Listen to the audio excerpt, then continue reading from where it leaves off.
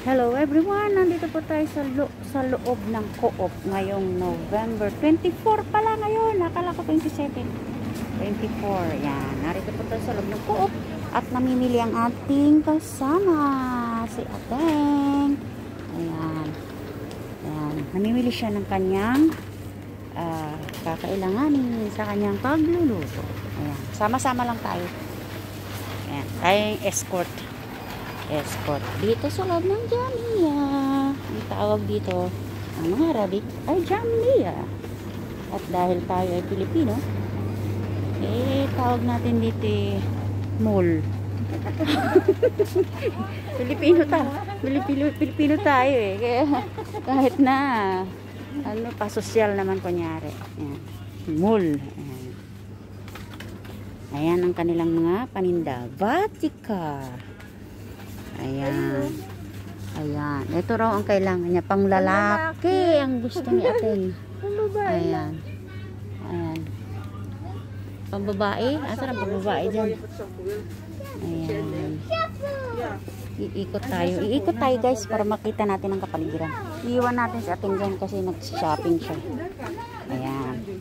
Ikot tayo. Kasi wala naman tayong bibilin Wala naman akong pera. Sumama lang ako para maka-walking. Kasama siya. Ayan. Ikutin natin yung mga paninda. Ayun, nandun pa rin siya. At siya naghahanap ng pampatubo ng buhok. Ito, for damage hair and dry hair. Ayan. Aburido siya sa buhok niya kahit na mukha ng mais yung buhok niya. Dahil mukha na siyang Amerikana, aburido pa siya.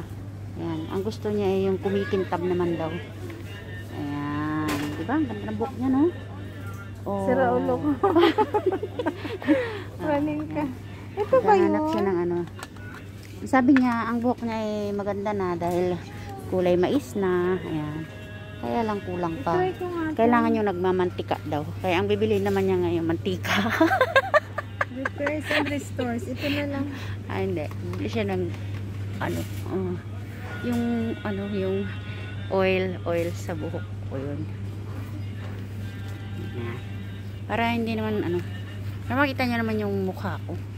Hindi na puro mask. Ayan. Ayan. Dito naman tayo titingin. Naghulog na yung naghulog na yung tenga, yung Ayan. Nakikita niyo yung mga presyo. Ayan ang mga presyo. Ayan. Bagsak presyo yan 36. Ayan, 37. Ayan, bagsak presyo yan. So, ito yung mga nail cutter ng baby. Ayan, ito yung mga brush. Siya. Ayan. Wala, usi-usi lang. Ito yung mga pampakulay ng buhok. Ayan. Pero dahil nauubos naman ang buhok ko, kasi sa panahon. Wala kang gusto. Tinapay doon May gusto ka? Wala. Wala rin? Wala.